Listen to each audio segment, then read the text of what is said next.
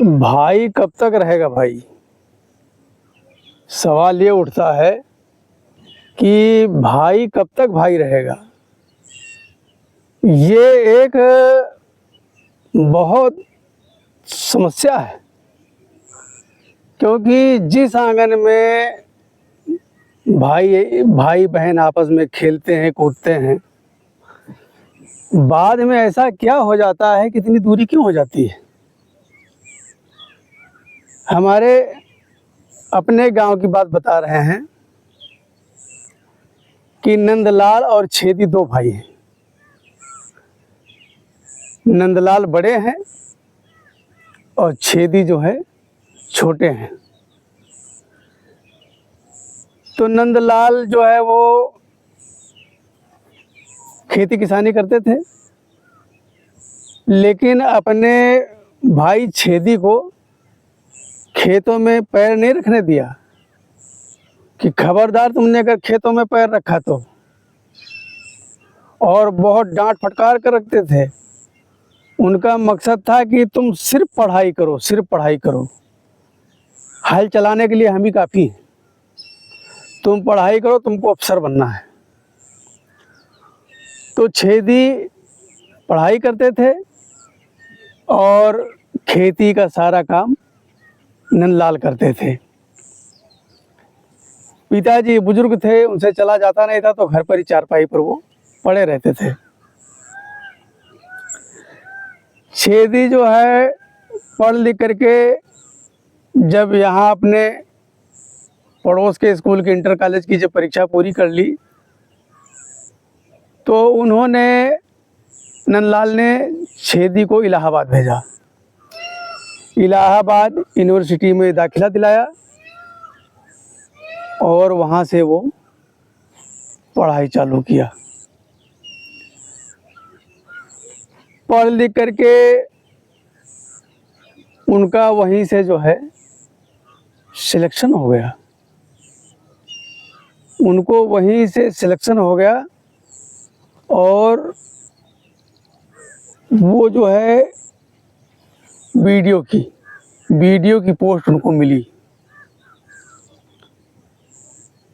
तो उन्होंने वीडियो की पोस्ट ज्वाइन कर लिया और संयोगवश कि जिस क्षेत्र में वो रहते थे उन्हीं के ब्लॉक में उनका सिलेक्शन हो गया और अपने ब्लॉक में ही वो ड्यूटी करने लगे। अब भाई देखो, जो खेती किसानी करता है तो वो सूट बूट ठाट बाट से थोड़ा रहेगा। जब ये छेदी वीडियो बन गए तो नंदलाल को बड़ी खुशी हुई। उस समय उनके पास पैसे की तंगी थी, तो उन्होंने अपने दोनों बैल बेच दिए। दोनों बैल बेच करके मिठाई मंगवाई और ढोल नगाड़े के साथ पूरे गांव में घूमे कि भैया मैं वीडियो बन गया हूँ, मैं वीडियो बन गया हूँ। तो सब कहते थे कि भाई तुम वीडियो का, वीडियो तो तुम्हारे भाई बने हैं। कहते हम में और भाई में क्या फ़र्क है, जो चीज़ हम कहेंगे मेरा भाई काटेगा क्या, हमारा भाई बन गया समझो हम ही बन गए। पूरे गांव में मिठाई बांट दी। धीरे धीरे चलता रहा। तो फिर आषाढ़ का महीना आया, तो बैल तो उनके पास थे नहीं, तो छेदी ने जो है उनको बैल खरीद करके दिया। अच्छा एक बात और, छेदी की शादी नहीं हुई थी, छेदी कुंवारे थे। और नंदलाल का बच्चा जो था वो 4 साढ़े 4 साल का रहा होगा। उनका भी बच्चा छोटा ही था, 4 साढ़े 4 साल का। अब तो भैया रिश्तों की कोई कमी नहीं, भाई सरकारी नौकरी मिल जाए फिर अधिकारी रैंक, उसको रिश्ते की कमी कहाँ है। तो वहीं जौनपुर से उनका रिश्ता आ गया और लड़की जो है वो LLB कर रखी थी,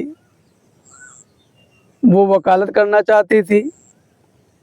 लेकिन जब दोनों की शादी हो गई और उन्होंने दहेज भी अच्छा खासा दिया। भाई लड़का वीडियो था, ग्राम विकास अधिकारी था और इतनी अच्छी पोस्ट पर, तो दहेज तो मिलना ही मिलना है भाई।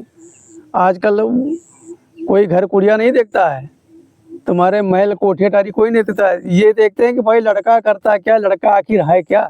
और यहाँ तो लड़का अधिकारी था। छेदी की शादी हो गई, छेदी की बीबी आई, वो LLB पास। 6-7 महीने गुजर बसर किया। उसके बाद छेदी की औरत की जो वकालत की डिग्री कर रखी थी, वो दिमाग उसमें चलने लगा, वकालत वाला दिमाग घूमने लगा। उसने सोचा कि भाई हमारा आदमी कमाता है और सारा पैसा घर में लुटाता है, भविष्य में हमारे। अच्छा, छेदी ने क्या किया था, उनके बच्चे का बहुत अच्छे स्कूल में दाखिला करवा दिया था, नंदलाल के बच्चे का।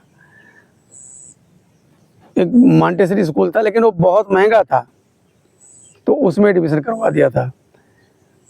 तो छेदी की औरत कहती थी कि जितना कमाएंगे सारा पैसा इसी परिवार में लगा देंगे, इसी परिवार में लगा देंगे, और भविष्य में जब हमारी औलाद होगी तो उसके लिए क्या बचेगा, कुछ भी नहीं बचेगा, ये तो भाई पर लुटाते रहेंगे, लुटाते रहेंगे।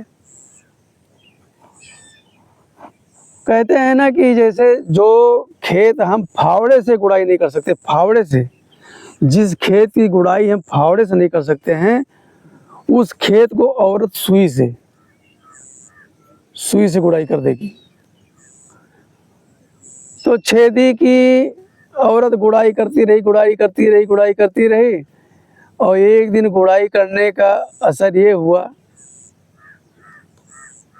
कि छेदी के दिमाग में घर कर गया, और उन्होंने बिना बताए ही पड़ोस के शहर में ज़मीन खरीद ली। भाई अधिकारी रैंक, जिससे बोल देंगे वही ईटा सीमेंट रोड़ी बदरपुर सब भेज देगा, क्योंकि भाई वीडियो से तो हर किसी का काम लगना है। किसी भी प्रधान से बोल देंगे कि भाई तुमको यहाँ इतना सामान गिरवाना है, प्रधान गिरवा देगा, क्योंकि प्रधान की कमाई भी तो वीडियो से होनी है। भैया वहाँ पर छेदी का मकान चालू हो गया बनना। तकरीबन 1200 स्क्वायर फीट ज़मीन खरीदा था, और बोला था कि इसमें हमको केवल 600 स्क्वायर फीट में बनाना है, बाकी हमको L शेप में खुला ग्राउंड रखना है, उसमें घास वगैरह लगवानी है, मतलब शहर जैसी व्यवस्था उसमें रखनी है। यहाँ नंदलाल को खबर नहीं, कानो कान खबर नहीं कि भाई हमारे भाई ने वहाँ ज़मीन खरीदा है। अगर पता लग जाता तो उनको खुशी होती भाई कि भाई हमारा भाई आगे बढ़ रहा है, हमको क्या दिक्कत है। भाई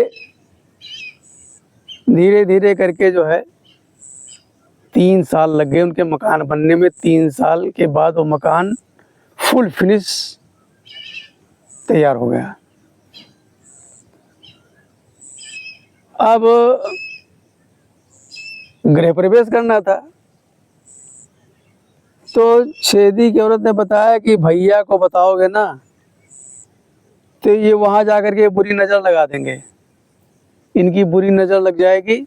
तो ऐसा करते हैं, हम अपने यहाँ से मम्मी पापा को, भाई भाभी को बुला लेते हैं, और अपने भाई को बाद में बता देना। जब हम लोग यहाँ से शिफ्ट हो जाएंगे तो किसी दिन को खाने पर बुला लेंगे। छेदी ने कहा ठीक है। उन्होंने अपने मायके वालों को बुला करके गृह प्रवेश कर लिया, और मात्र छेदी के घर से वहाँ की दूरी 4.5 किलोमीटर थी। 4.5 किलोमीटर की दूरी में कानो कान नंदलाल को खबर नहीं लगी कि हमारे भाई ने मकान बनवाया है और आज गृह प्रवेश। तो जब खबर ही नहीं लगी, उनको क्या पता, वो तो समझ रहे होंगे कि भाई हमारा भाई ऑफिस गया है, ऑफिस के काम से, वो तो यही सोचते थे। अब वो अगले दिन आए, गृह प्रवेश के अगले दिन आए। जो उनके शादी का सामान मिला था ना, वो एक टेम्पो मंगा करके उसमें रखने लगे। छेदी खेत से आए, देखे कि घर पे टेम्पो खड़ा है, इसमें बेड वगैरह सोफा वगैरह सब लग रहा है। तो पूछा कि छेदी क्या हो रहा है? तो छेदी तो नहीं बोले, लेकिन उनकी मैडम वकील बोलने लगी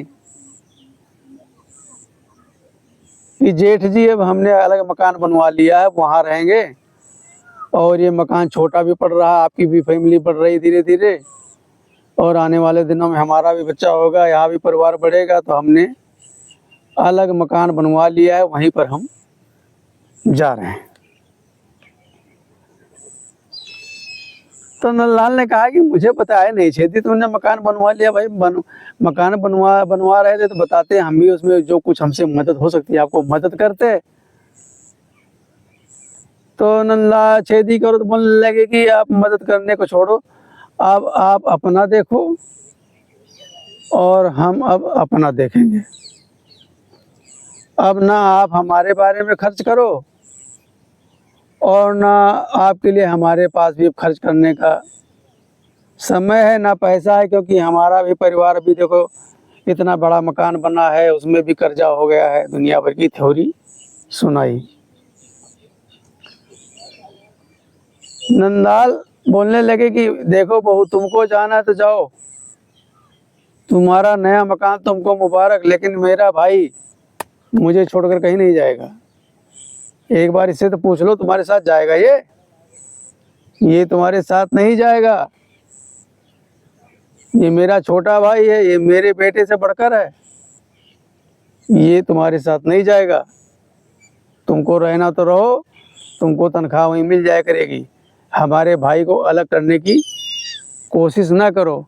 मुझे तो पहले ही पता था कि लड़की ने वकालत कर रखा है, तेज तर्रार होगी, तुम तो इतनी तेज तर्रार निकली कि भाई भाई को अलग कर रही हो।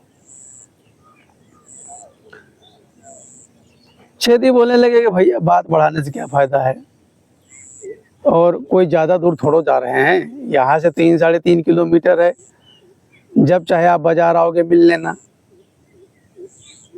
आपके लिए कोई दरवाजे थोड़ो बंद रहेंगे। नल्ला समझ गए कि इसमें जो है भाई की भी सहमति है, वो कुछ नहीं बोले, सीधा मुंह घुमाया और अपने आंसू पोंछते हुए खेत में निकल गए। इधर छेदी सारा सामान लेकर के अपने मकान में पहुंच गए।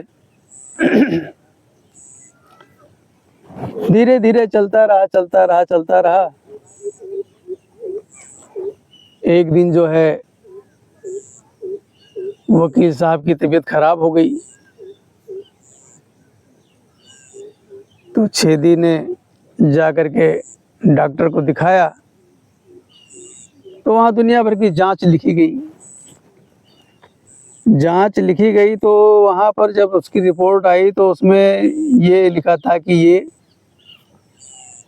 मैडम कभी माँ नहीं बन पाएंगी, और इनका ऑपरेशन करना पड़ेगा।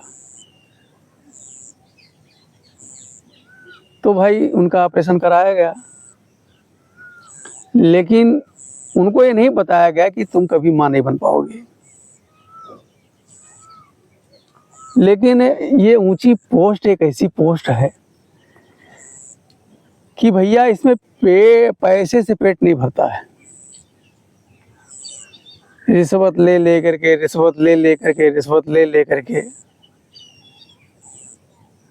तिजोरियां भरने लगे छेदी भैया।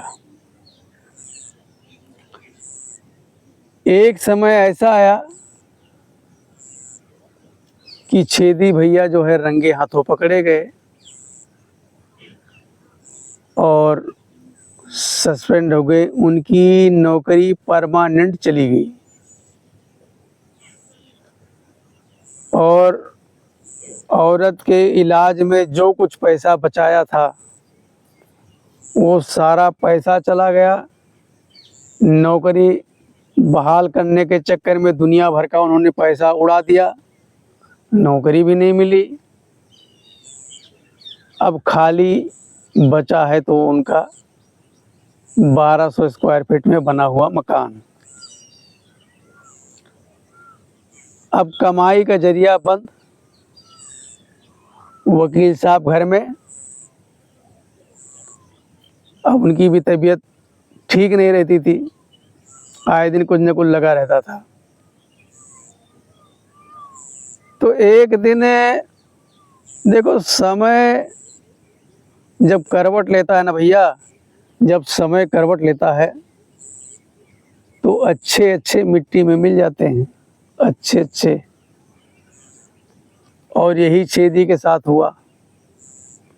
भाई, जिस भाई ने तुमको अपना बेटा समझ करके पढ़ाया लिखाया, तुम्हारे शान शौकत में कोई कमी नहीं छोड़ी,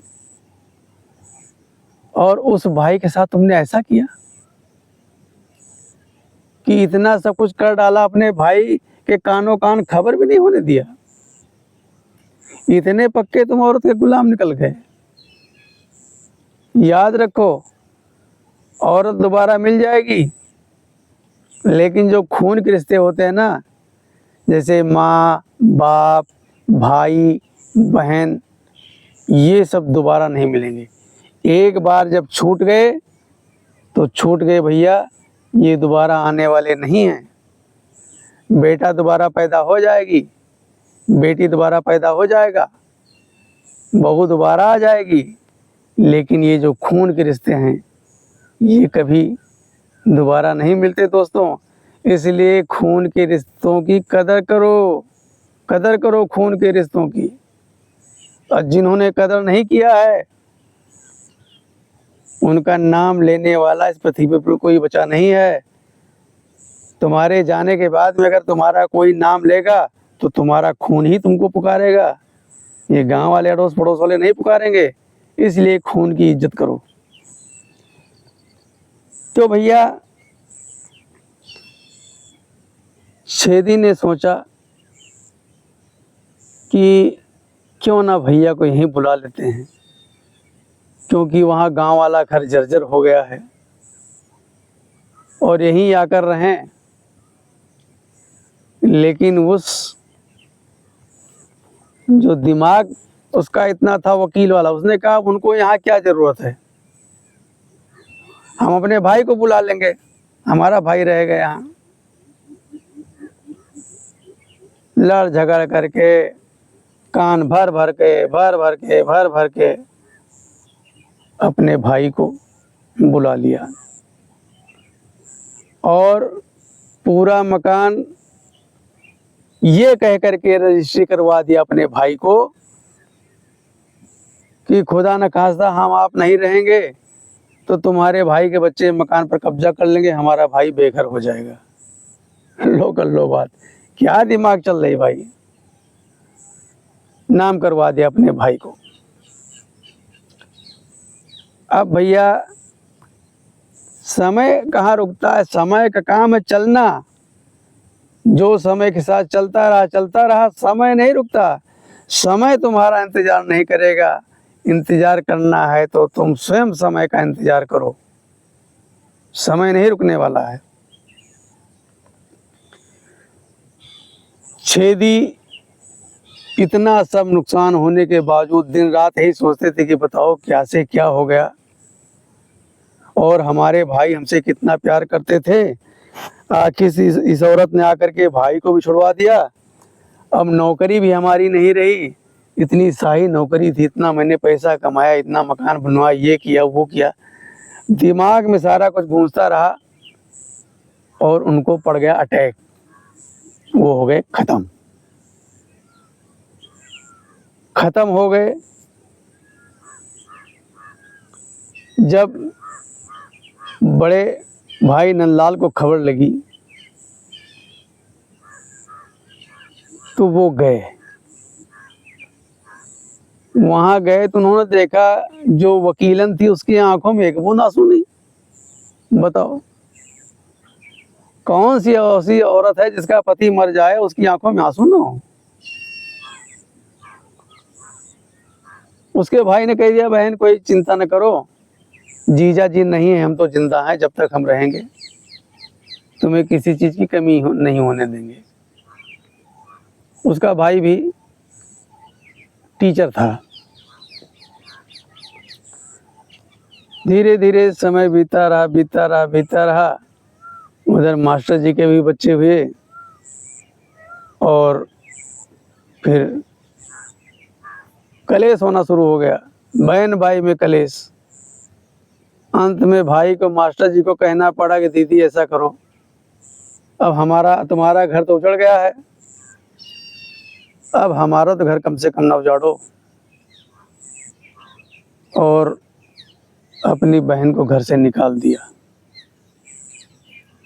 अपनी बहन को घर से निकाल दिया। वो फिर अपने जेठ के पास आई और बोली कि जेठ जी ऐसा ऐसा हो गया है।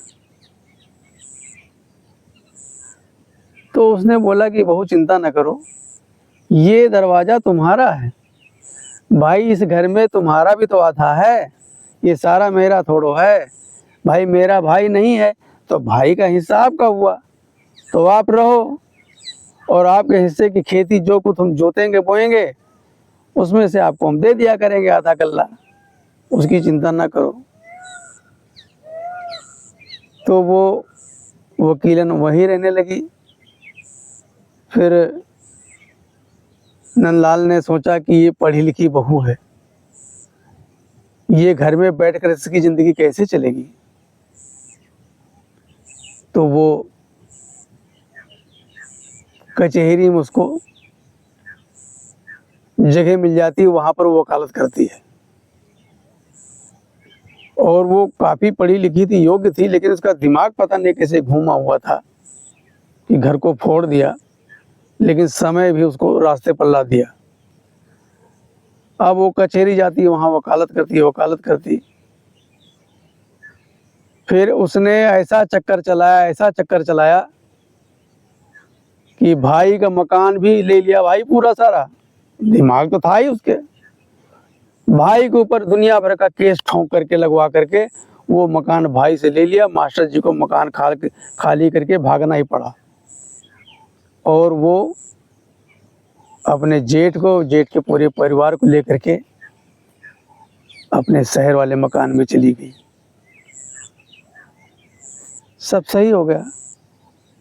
तो मेरे कहने का मतलब ये भैया कि जो मैंने बताया ना कि भाई कब तक भाई रहेगा, तो भाई तभी तक भाई रहेगा जब तक भाई की शादी नहीं होगी।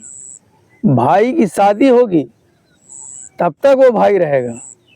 भाई वो तब नहीं रहेगा जब भाई के बच्चे हो जाएंगे, क्योंकि भाई अब अपने बारे में ज़्यादा सोचेगा, तुम्हारे बारे में कम।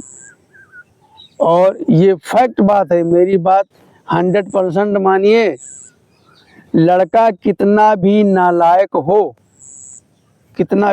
हो, जुआरी हो, शराबी हो, गंजेड़ी हो, भंगेड़ी हो, एक नंबर का बेवड़ा चरसी हो, लेकिन बाप उसी के बारे में सोचेगा, उसी की मदद करेगा, जो कुछ देगा उसी को देगा।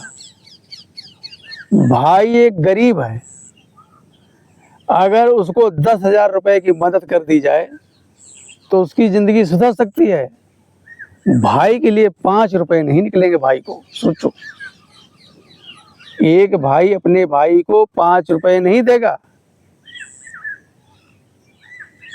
अगर देगा तो कह देगा भैया कब चुकाओगे, मतलब कर्जा देगा, कर्जा। वैसे नहीं देगा सोचो कि हमारा भैया है तो हमको फ्री फंड में दे रहा है। अरे फ्री फंड में देने वाले चले गए, वो भाई नहीं रहे। अब कौन से भाई, राम लक्ष्मण भरत शत्रुघ्न, वो भाई नहीं रहे। अब कल्पना ना करो, और भाई से एक पैसे की उम्मीद ना रखो। उम्मीद रखो तो सिर्फ कर्जे की। राम राम।